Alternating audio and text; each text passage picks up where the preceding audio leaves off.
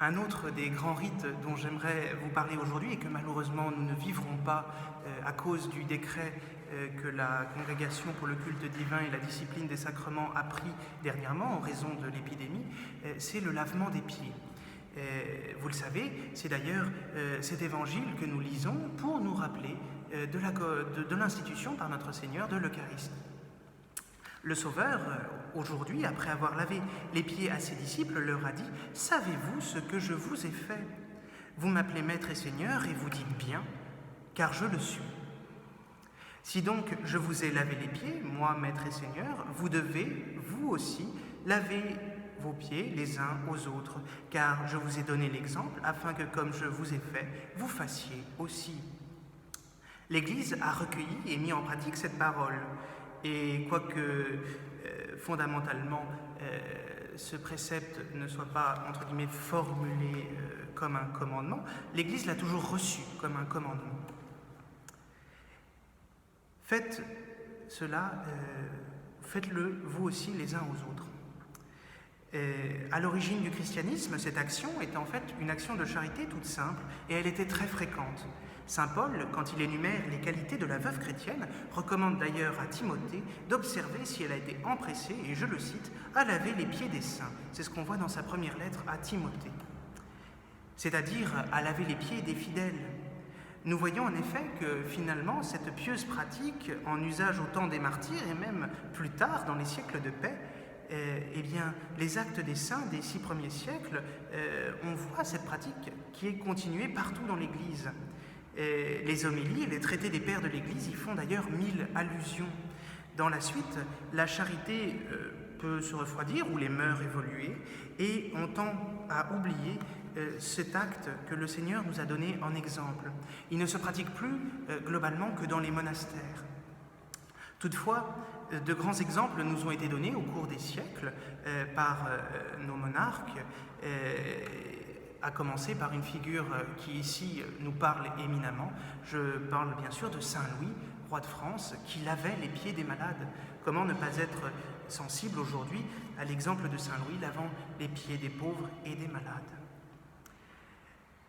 Mais ce n'a pas été l'exclusivité de Saint Louis, de Sainte Princesse, Sainte Marguerite d'Écosse, Sainte Élisabeth de Hongrie ont aussi pris la suite du Christ. Et beaucoup dans l'Église tinrent à imiter directement et vraiment concrètement l'action de Jésus-Christ. Enfin, l'Église, qui n'a pas voulu perdre un seul des commandements que le Seigneur, son Dieu, lui a donnés, Jésus-Christ, chef et époux de l'Église, a voulu qu'au moins une fois dans l'année, la représentation de l'humilité sublime de Jésus, notre Sauveur, envers ses serviteurs, eh bien, fut mise sous les yeux de tous les fidèles. Elle veut que dans chaque église, le curé, le prélat, l'évêque, le supérieur s'abaisse et imite les abaissements du Fils de Dieu en accomplissant le rite qui touche au lavement des pieds. Le pontife suprême, le pape, donne toujours cet exemple et il le fait, comme la tradition le veut, à un certain nombre de prêtres, car en effet, 12 pauvres et puis 12 prêtres sont ordinairement choisis pour représenter en cette occasion, en fait, le collège des 12 apôtres. C'est pour ça que jusqu'à ce que la permission nous vienne de Rome, on ne choisissait traditionnellement que des hommes pour ça. Mais depuis, l'Église a voulu élargir ce signe pour permettre de rappeler à tous les chrétiens que nous sommes appelés à nous servir les uns les autres.